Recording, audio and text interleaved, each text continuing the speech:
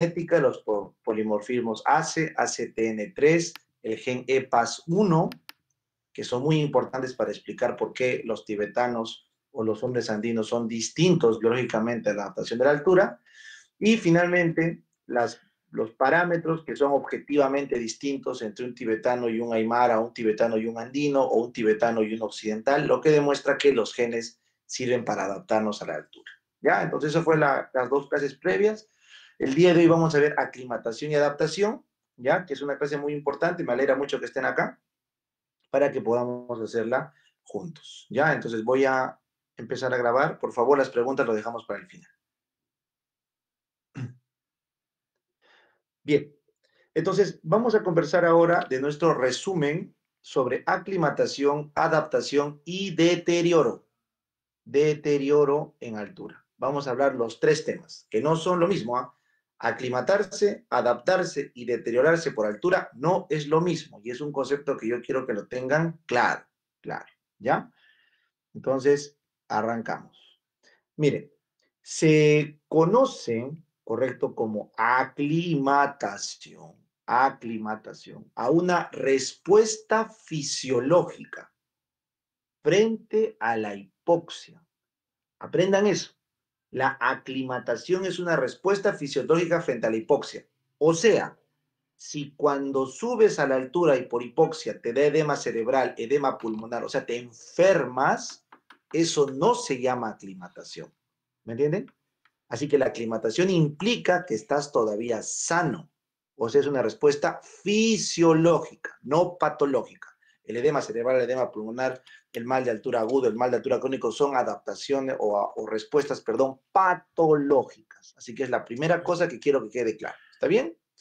Ahora, esa respuesta fisiológica a la hipoxia que lo hace cualquier habitante de los valles cuando sube a la altura, depende del grado y la velocidad de instalación de la misma. O sea, depende cuán alto vas, ahí está, cuán alto trepas, la altitud, pero también depende de en cuánto tiempo lo haces. Así que en la figura 5.1 vamos a ver los cambios que hay en un paciente a nivel del mar, ¿no es cierto?, a medida que va ascendiendo, ¿ya? A medida que va ascendiendo. Entonces, no se olviden, no solo basta la altura, también basta la velocidad de instalación de la misma. Cuanto más rápido uno asciende, tiene mayor probabilidad de no aclimatarse correctamente. ¿Está bien? Entonces, acá en este gráfico que están viendo, vamos a ver los efectos de una exposición súbita a varios metros de altura. Súbita, eso quiero que quede claro, súbita, súbita, ¿ya?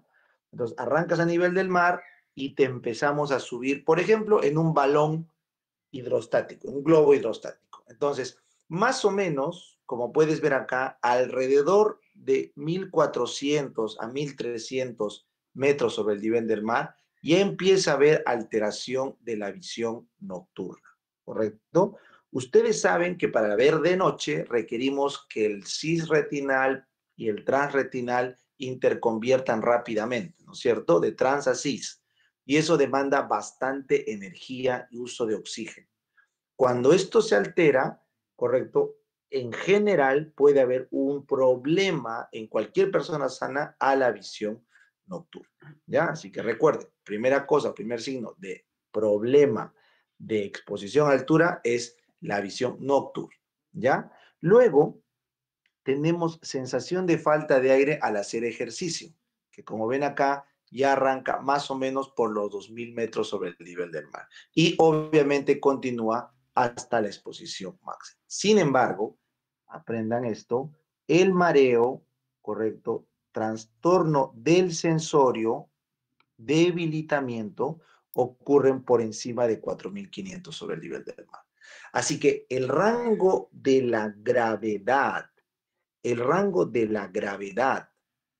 máxima de exposición a la altura está por encima de los 4500, ¿ya? Y son problemas mentales, mareos, debilidad y valores superiores a los 5500 a 6000 metros, por acá ya tenemos claramente trastorno del sensorio. ¿Ven? Entonces, claro, en 10 minutos ya perdemos la conciencia a estas alturas y a medida que vamos subiendo más como un globo aerostático, bastan 2 minutos para perder el sensorio inclusive. Entonces, la exposición súbita a la altura se puede ver clínicamente con cambios en la visión, cambios en la sensación de falta de aire al hacer ejercicio, alteraciones mentales, mareos y trastorno de conciencia. ¿Correcto? Entonces, este es un ejemplo de una exposición violenta, ¿ya? Pero obviamente, si es que esto lo hacemos lento, pausado, el fenómeno de aclimatación, que es la respuesta fisiológica, nos va a permitir evitar estos efectos y poder ser, se puede decir, fisiológicamente compatibles con el ascenso. Muy bien. Entonces acá tienen la definición.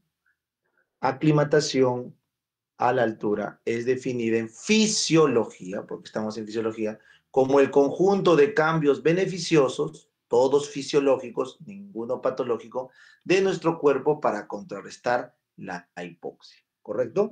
Y acá está la gran clave en este enunciado que les pido por favor que lo consideren. Principalmente lo que nuestro cuerpo hace para aclimatarse a la altura es aumentar la ventilación. Apunten eso, aprendan eso, ¿ya? Esa es la respuesta ventilatoria a hipoxia, el famoso HBR, este de acá, la respuesta ventilatoria a hipoxia. Entonces, esa respuesta ventilatoria a hipoxia es importante como principal mecanismo de aclimatación. Y como ya ustedes saben por fisiología, ventilar más hace que reduzca el CO2, por lo tanto nos alcalinizamos y el premio es aumentar el PO2, por lo tanto compensamos la hipoxia. ¿Está claro? Sin embargo, recuerden que no es el único mecanismo, hay otros que vamos a verlo más adelante. Estos que están viendo acá son todos los cambios adaptados en corta y en larga escala a la altura. ¿Está bien? Entonces, esto que van a ver ahorita en este gráfico son todos los cambios fisiológicos que tenemos o que se ocurre en nuestro cuerpo en minutos, en días y en años para poder aclimatarnos a la altura. No se olviden de esto, ¿ya? Para los montañistas, solo como datito, para los montañistas, el término de aclimatación es distinto. Si ustedes hablaran con un montañista, la palabra aclimatación para ellos significa el tiempo que demora el montañista en tener su rendimiento óptimo en la altura. Un montañista dice que está aclimatado cuando vuelve a tener su rendimiento que tenía a nivel del mar, o por lo menos lo más parecido, según su percepción subjetiva. ¿Ya? Eso no nos importa a nosotros. En medicina, aclimatación son los cambios fisiológicos que contrarrestan la hipoxia. ¿Está claro? Así que hay dos conceptos de aclimatación etimológicamente hablando. Muy bien. Ahora, el tiempo que demora cada sistema orgánico, o sea, en nuestro organismo, perdón, el tiempo que demora cada sistema va a variar y quiero que tomen atención a la figura 5.2. ¿Ya? Entonces voy a empezar con color amarillo, la aclimatación en pequeños lapsos de tiempo, o sea, en minutos. Cuando nosotros nos exponemos a la altura, correcto, acá está, miren, la hipoxia se considera aguda. Ojo, estoy hablando de hipoxia hipovárica, tomen nota de eso, hipoxia hipovárica, porque la hipoxia normovárica es distinta.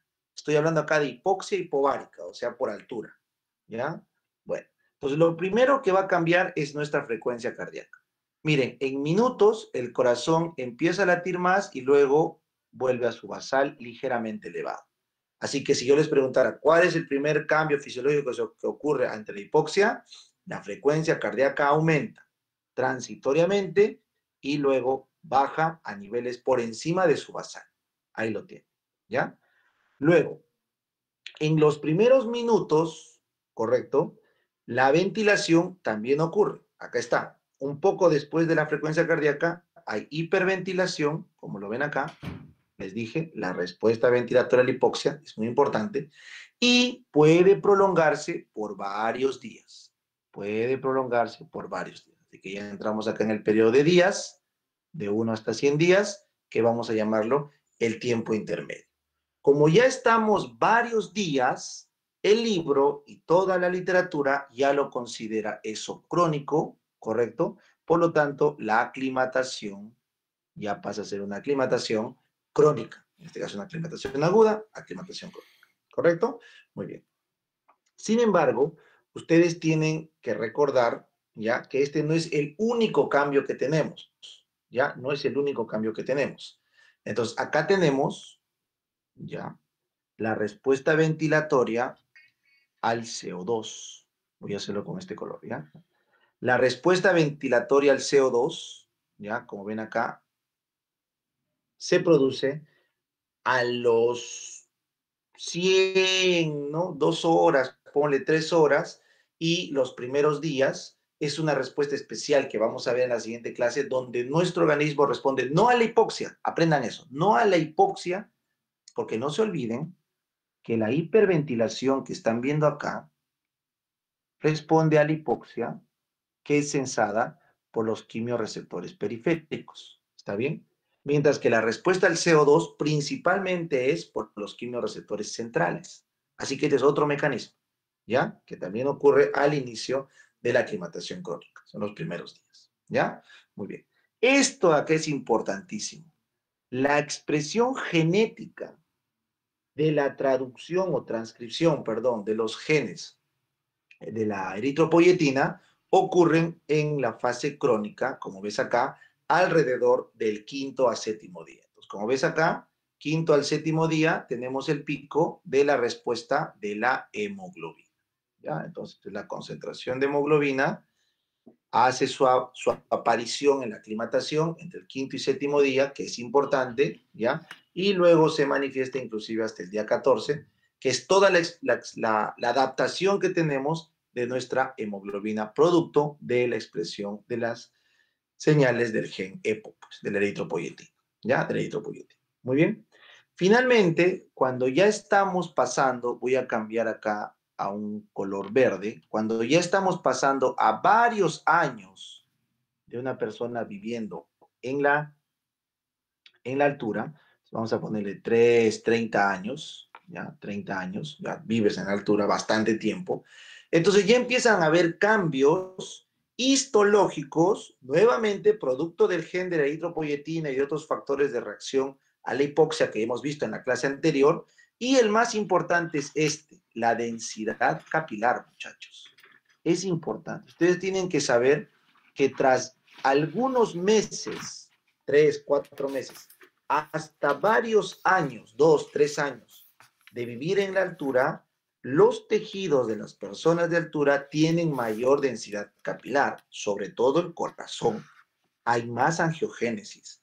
Y habíamos visto en las clases pasadas que derivado de la eritropoyetina podíamos tener, ¿se acuerdan? Angiogénesis. ¿Ya? Angiogénesis. Entonces, no olviden que la eritropoyetina no solo aumenta la masa de hemoglobina y de glóbulos rojos, sino también favorece la angiogénesis. Y también eso lo hace los genes o los factores traducidos por exposición a la hipoxia. ¿Ya? Si de repente esto no les está quedando un poco claro, yo les invito acá a ver, estos son los factores inducidos por hipoxia que habíamos visto, induce la producción de eritropoyetina, ese es uno, pero también el factor de crecimiento epitelial, de vasos, perdón, endotelial, que da angiogénesis. Y a la vez la eritropoyetina también dentro de sus funciones puede favorecer la angiogénesis.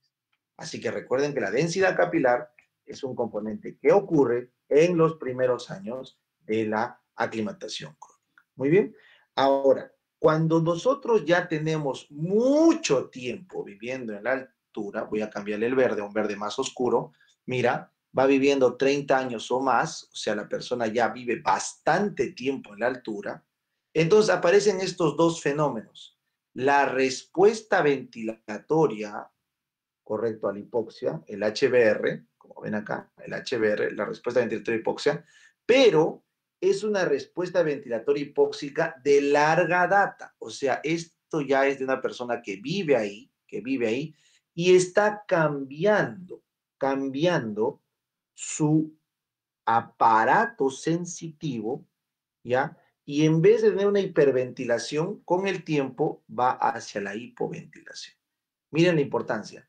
Esta respuesta ventilatoria a la hipoxia inicial es totalmente distinta a esta respuesta ventilatoria a la hipoxia crónica.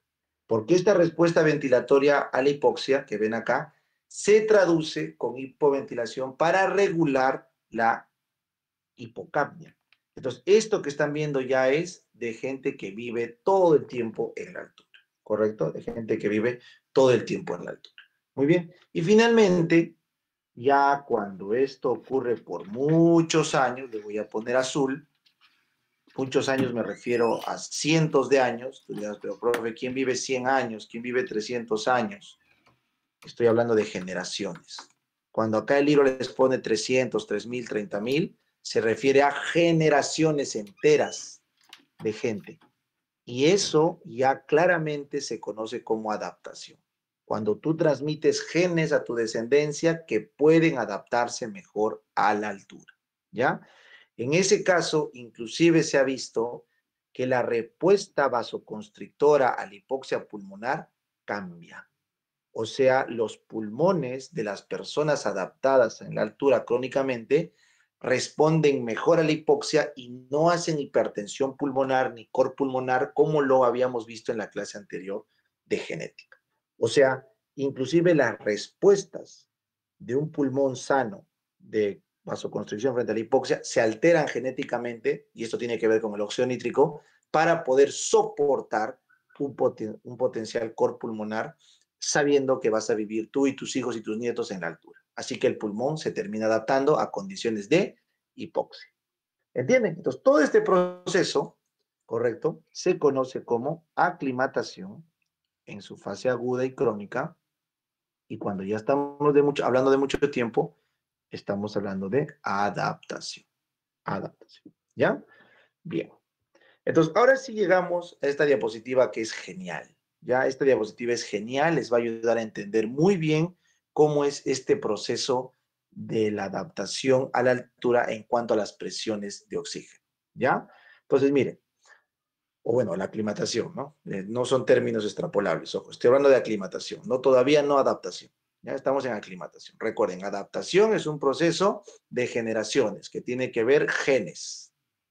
Ahorita estamos hablando de aclimatación, sino que nuestra cabeza suele mezclar los términos porque son sinónimos relativos. Entonces, mire, la aclimatación a la hipoxia que voy a hablarles es la aclimatación a la hipoxia hipovárica. Ojo, no estoy hablando de la hipoxia normovárica. No, no, no, no, no. La aclimatación que estamos estudiando es la aclimatación hipovárica que ocurre en la altura. Porque un paciente con COVID en Lima está haciendo hipoxia normovárica y eso es otra adaptación, otra aclimatación, perdón. En ese caso, el término no sería aclimatación porque no estamos cambiando de clima, sino el término simplemente sería una respuesta fisiológica. ¿Ya? Entonces, una persona con COVID en Lima, con hipoxia normovárica, va a tener una respuesta fisiológica distinta. Ojo, pero cuando tú vas a otro clima, por eso se llama aclimatación, nos referimos a la aclimatación hipóxica hipovárica. ¿Ya? Eso quiero que entiendan.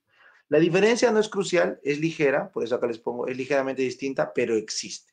Así que eso quiero que quede claro. El segundo punto que debemos tener en cuenta es que nunca la aclimatación va a llegar a tener los valores del nivel del mar. O sea, la presión de oxígeno en nuestro sistema nunca va a llegar a equipararse al nivel del mar. Nunca. Entonces, acá lo puedes ver bien claro. La presión, esto que están viendo acá es muy importante, este gráfico. Quiero que por favor lo sepan muy bien este gráfico. La presión parcial de oxígeno en milímetros de mercurio, la presión parcial de oxígeno en milímetros de mercurio, los que han revisado bien fisiología saben que a nivel ya de tejido estamos moviéndonos entre 40 y 20, entre 40 y 20 milímetros de mercurio. Ojo, a nivel tisular. Entonces, noten, por favor, que estos valores en las partes más bajas de hipoxia, a nivel del mar, correcto, que es la curva de arriba, está en 20 como mínimo, pero ¿correcto? Acá, esta curva que estás viendo acá, esta curva que está bajando acá, vamos a poner, sorry, esta vamos a seguir la curva de la altura. La curva a nivel del mar, acá, estoy confundiendo, lo estoy poniendo muy abajo, miren, está acá, como ves, ¿ya? El triangulito significa en reposo y el circulito significa en ejercicio, por si acaso. Entonces, en ambas curvas tienes 40, como te dije, el tope en reposo, y les dije que bajamos hasta 20 en ejercicio, los que han revisado la parte de fisiología que vimos del gaito. Esto es en la costa. Pero en la altura, voy a hacer con color verde, ya, verde. Esta curva que están viendo acá es de la altura. Miren, el triangulito en la altura, en reposo, estás ya en 20 y en ejercicio estás por debajo de 20. O sea, conclusión, muchachos, la curva de color verde, que vamos a llamar verde a la de la altura, 5.800 metros sobre el nivel del mar, versus la curva a nivel del mar, color amarillo, nunca terminan igualándose a pesar de la aclimatación. Nunca, nunca, nunca, nunca. Eso quiero que quede claro. ¿Ya? Así que siempre el organismo va a tener menor performance en la altura que en el nivel del mar, así te aclimates con tus mejores sistemas fisiológicos. ¿Entendieron? Por eso es que es un argumento válido que es injusto que se jueguen partidos en la altura. ¿Ya? Yo sé que muchos de ustedes, igual que yo, se van a sentir identificados con esto. Muchas veces el cienciano, pues no, ha tenido que jugar fuera de Cusco. Es más, creo que nos pasó eso en la final. Nos obligaron a jugar en Arequipa porque sencillamente se ponen a llorar, pues todos los que juegan a la altura. Y bueno, para nosotros se ponen a llorar, sí, pero en la vida real es cierto, o sea, no tienen el mismo performance y eso está demostrado. Es más, se pueden hacer daño a sus tejidos. Así que es una ventaja que nunca se va a poder equiparar porque nunca se llega al mismo nivel, ¿ya? Y aunque no lo crean, el argumento más sólido que presentábamos era que los jugadores que tenemos en el Cienciano, bueno, los equipos del Cusco, también son de nivel del mar, pero que se han aclimatado a la altura, así que igual es un tema de que se pudo haber practicado. O sea, no son nativos, pues, no estamos jugando con nativos que tienen toda la vida viviendo en la altura, ¿no? Entonces, por ahí va la cosa, y es un dato curioso que les puede servir ahora para que vean por qué la Comebol ha vetado muchos estadios que están en mucha altura, ¿ya? Bueno, entonces seguimos leyendo. Entonces, hasta acá, esto es lo que quiero que tengan claro, y ojo, ya les expliqué, el término adaptación son los cambios de selección natural de gente que nació, creció y tiene muchas generaciones en la altura. O sea, tiene que ver con los genes. Así que, por favor, el concepto de adaptación tienen que sacarlo y lo que vamos a ver es aclimatación. Entonces, adaptación es un término de genes, que ya lo expliqué en la clase pasada. Acá vamos a ver aclimatación. ¿Ya? Entonces, vamos a enfocarnos en la figura 5.6, que es esta de acá, para que entiendan estas curvitas de aclimatación. Entonces, miren, los que han repasado fisiología respiratoria saben que tenemos un oxígeno ambiental, ahí está, luego ese oxígeno se respira, el término correcto es se ventila, pasa a la parte conductora, esto vamos a ver, el oxígeno inspirado, que llega al alveolo, luego ese tejido, ese oxígeno, perdón, en el alveolo se mezcla con el gas alveolar. Voy a usar otro color para no confundir, ¿ya? Entonces, voy a usar azul. Tenemos un oxígeno en el ambiente, un oxígeno que entra en la parte del aparato respiratorio, que se inspira, tenemos un oxígeno en el alveolo que se mezcla con los gases alveolares, tenemos un oxígeno en la arteria después de la hematosis y tenemos un oxígeno en las venas después del consumo del tejido. ¿Está claro? Muy bien. Entonces, lo que vamos a hacer en este gráfico es vamos a enfrentar a la gente que vive a nivel del mar, presión barométrica de 760 milímetros de mercurio, como ven acá, y vamos a ver que en el aire, según la clase que vimos de presión atmosférica, ¿no? La anterior clase de presión atmosférica, tenemos 160 milímetros de mercurio, ¿correcto? ¿De qué? De oxígeno en el ambiente, ¿ya? Ahí está clarito. Entonces, el triangulito, ya les dije, significa en reposo. Solo voy a hablar del reposo, no voy a hablar del ejercicio, porque se supone que en el ejercicio hay adaptaciones que, bueno, no vamos a detallar ahora. Reposo, ¿ya? Y si nos vamos con un habitante a 5.800 metros sobre el nivel del mar, o sea, está en la zona crítica, por favor, también tienen que meter el cerebro. Cusco, 3.800, no es crítico, crítico es de 4.000, 4.500 para arriba, ¿ya? Así que tampoco no hay que hacer dramas. Igual está por encima de 2.500, sí, pero no es lo crítico. O sea, acá en estas alturas bien, bien críticas, tenemos presiones barométricas casi a la mitad. Entonces, en estos alpinistas, 5.800, tenemos presión barométrica de 380, lo cual hace que el oxígeno prácticamente se vaya a la mitad. 80 milímetros de mercurio en el aire. Entonces, esta es la primera diferencia que hay, ¿correcto? Entonces, este primer punto que están viendo acá, plomo, este primer punto plomo es debido a la caída de la presión barométrica. Así que primera pregunta que les puedo hacer. Un alpinista versus un costeño, ¿por qué tiene menos presión de oxígeno ambiental? Por la caída de la presión barométrica, profesor. Perfecto. Ahora, cuando respira un costeño y respira un alpinista, el costeño respira, mete el aire y lo mezcla con el vapor de agua que tenemos en la porción conductora del aparato respiratorio, ¿correcto? ¿Se acuerdan o no? Claro, profe. ¿Cuánto era la presión? 47 milímetros de mercurio. 47 milímetros de mercurio, más o menos, es la presión de vapor de agua, que eso se le resta a la presión barométrica y eso por la multiplicación de la concentración de oxígeno hace una pequeña caída. Entonces, plin, cae un poquito el oxígeno inspirado y obviamente el alpinista tiene el mismo vapor de agua en su tracto respiratorio, no es que tiene menos. Eso no cambia porque depende de la temperatura corporal y la temperatura corporal es la misma, están en 37 grados los dos, porque obviamente el alpinista está con su chompa, pues, ¿no? No va a estar calato ahí en el cerro, pelándose de frío de hipotermia, ¿no? Está con su casaca. Entonces, manteniendo presiones corporales normales, esta caída que ven acá es la misma. Esta es la misma caída.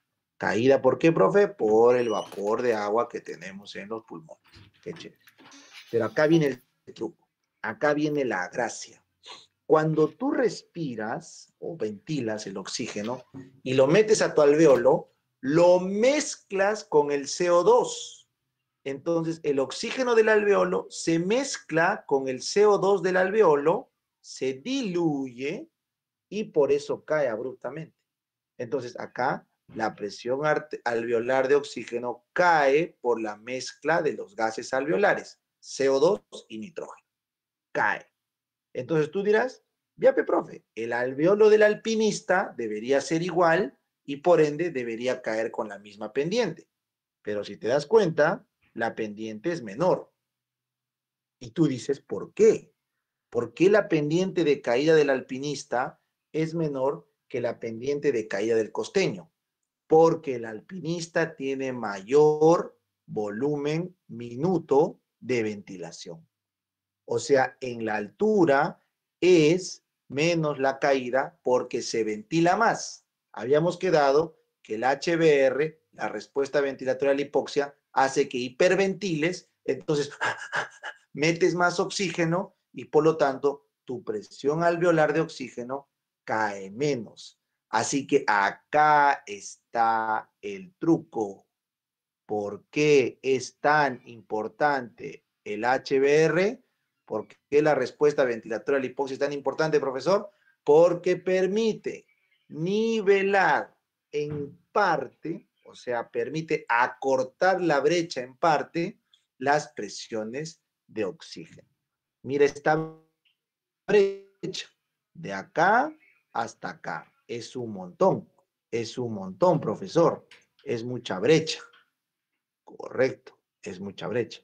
Pero ahora, después de la respuesta ventilatoria a la hipoxia, miren, la brecha se achicó. Si esto es una brecha de 2x, esta brecha es de x. Así que por eso es tan importante la HBR, la respuesta ventilatoria a la hipoxia. ¿Entendieron? Bien. Ahora, caballero, tenemos que hacer hematosis. ¿Se acuerdan lo que es la hematosis? Claro, profesor, es el paso del oxígeno a la sangre arterial. Es el paso del oxígeno a la sangre arterial. Y asumiendo que el alpinista no está anémico, ni el costeño está policitémico, eso debería ser igual. El oxígeno debe pasar tan igual en el costeño como en el alpinista, ¿sí o no? Claro, profe. Por eso es igual. Ahora, si tú te preguntas, ¿y por qué hay una caída? ¿Por qué hay una caída? No te olvides, en fisiología hay un shunt fisiológico. ¿Se acuerdan que el 2% del gasto cardíaco va a la circulación bronquial y la circulación bronquial no pasa por los capilares pulmonares? Por lo tanto, hay un shunt fisiológico y siempre hay ese cachito de caída. Chévere, profe. De 104 a 100, los que han leído fisiología, ¿ya? Por si acaso. Bueno, y finalmente, luego viene la caída por el consumo tisular. Entonces, acá está la segunda clave. Esta es la segunda clave que quiero que tengan en cuenta. Cuando el oxígeno que está viajando en la hemoglobina al 100% se consume, te vienes acá y el oxígeno cae hasta 40, ¿no es cierto? Milímetros de mercurio, porque se ha consumido el oxígeno por los tejidos. Acá está bien claro, caída por consumo de oxígeno tisular. Correcto. Entonces la pregunta es, profe, ¿por qué el oxígeno no cae tanto en el alpinista? ¿Qué ha hecho el alpinista para que no caiga tanto? Miren, ha caído, pero no tanto. ¿Por qué? Por la compensación de la hemoglobina. En la altura es menor la caída porque hay más hemoglobina. Entonces, por más que se consuma la misma cantidad de oxígeno, al haber más hemoglobina transportando el oxígeno en la sangre, la caída es menor. Así que el segundo gran valor que debes aprender acá, lo voy a hacer con azul, es que la distancia que tienes acá de la sangre arterial, vamos a ponerle 2Y, que ha salido de la hematosis, con la separación que tenemos al final del consumo del tejido va a ser Y, inclusive es menos que Y, voy a ponerle acá 3Y para que vean la proporción, es al triple casi. Esto se debe básicamente ¿a qué? A la hemoglobina. La hemoglobina, la curva de hemoglobina, como ustedes saben, va a irse hacia la derecha, va a haber policitemia y una serie de cambios vasculares como la neoangiogénesis que va a terminar llevando a que el consumo de oxígeno no deteriore la presión de oxígeno. ¿Entendieron? Entonces, esta segunda caída es más pronunciada en el costeño porque su hemoglobina no está compensando y es menos pronunciada en el alpinista porque su hemoglobina está compensando. Y como te darás cuenta, para llegar a esto tuvo que haber habido aclimatación, porque la hemoglobina no aparece de un día para el otro, ¿no? No, profe, acá usted me dijo que demoraba por lo menos 5 días. Por eso mismo que los alpinistas necesitan tiempo para aclimatarse. ¿Entendieron? Y finalmente, aunque hagan lo que han hecho, siempre el oxígeno va a ser menor en los de altura que en los de la costa. Siempre hay acá un pequeño gap. Este gap no se va a poder llenar. Les he hecho bien claro que nunca se iguala las presiones en el aclimatado que en el costeño. ¿Ya? Este gráfico es muy importante. Así que les aconsejo que por favor lo revisen. Muy bien. Y bueno, terminamos nuestra exposición con conceptos muy sencillos que creo que voy a hacerlo muy rápido. Si se te ocurre ir a vivir a la altura y no eres de la altura, bueno, pues prepárate. ¿Para qué, profe? Para el deterioro por la altura, que son los cambios negativos. No confundir con aclimatación, que son cambios positivos. Deterioro es cambio negativo por exposición prolongada a alturas extremas. Así que si se te ocurre ir a vivir a la punta del Salcantay, por muchos meses o años, te vas a exponer al deterioro de la altura. ¿Ya? ¿Cuáles son esos signos y síntomas, profe? Ahí está, vas a perder peso, acá lo tienes, tu peso va a caer por encima de los 5.500 metros a un radio de medio kilo a kilo y medio por semana y te va a dar anorexia inclusive bien marcada a ciertas comidas. O sea, no es una anorexia en general, sino es anorexia a ciertas comidas. El apetito y peso disminuyen, ¿ya? Luego, ¿qué va a pasar, profe? Tengo lenta recuperación de la fatiga. O sea, Te agotas y después ya no quieres hacer nada. La lenta recuperación de la fatiga no se sabe por qué, se cree que cambia el metabolismo del glucógeno y es subjetivo. ¿Qué quiere decir? Que te agotas y luego te quedas tirado en tu cama y no quieres reponerte. ¿Ya? Te agotas, por ejemplo, vamos a jugar un partido de fútbol, nos cansamos. Entonces simplemente descansamos un rato y otra vez podemos seguir jugando. No te agotas. Pero en la altura te agotas y de ahí ya no quieres seguir, porque parece que el músculo sufre para recuperar el glucógeno. ¿Ya? Luego, profe, me expongo a letargia, irritabilidad e inclusive un deterioro cognitivo hasta psicosis. Entonces, el deterioro cognitivo que ocurre en exposición crónica a la altura es tu memoria baja, tienes problemas con el lenguaje, te vuelves lento mentalmente, sobre todo para los cálculos, pierdes voluntad, ya no quieres hacer nada, es una lesión psiquiátrica del frontal, del prefrontal, pierdes control de tus emociones, se altera el juicio. Hay muchos alpinistas que se suicidan, ojo, no porque sean deprimidos, sino por alteración del juicio a la altura. Y finalmente, inclusive hay alteraciones en la percepción del yo y en la realidad. O sea, no solamente conciencia de Glasgow, sino también conciencia subjetiva. Así que todo esto que están viendo acá, porque acá habíamos visto, esta pérdida de conciencia de acá es una pérdida de conciencia orgánica, de Glasgow, neurológica. No me refiero a estar en coma, me refiero a pérdida de conciencia del yo, o sea, pierdes la concepción de lo que es real, lo que es irreal, lo que es objetivo y lo que es subjetivo, lo que es el yo de lo que es el externo. ¿Está bien? O sea, psicosis, ¿ya? Muy bien, ¿qué más, profe? Se altera el sueño, vas a tener despertares precoces y vas a tener menos fase REM, lo cual, como los que saben neurología pueden entender que cuando hay menos sueño REM, ¿eso qué afecta, profe? Afecta, perdón, afecta la memoria, correcto, porque la memoria se consolida a plazo intermedio largo en el sueño REM y eso altera la cognición, ¿ya? Y finalmente se ha visto que puede haber presión arterial baja la presión arterial.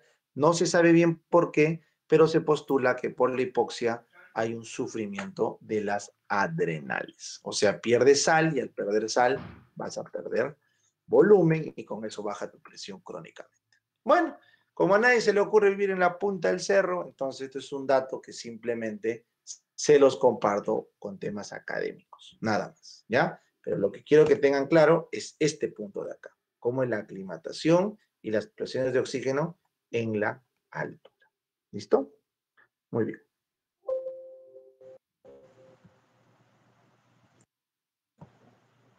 Ya chicos, entonces ya estoy grabando la clase.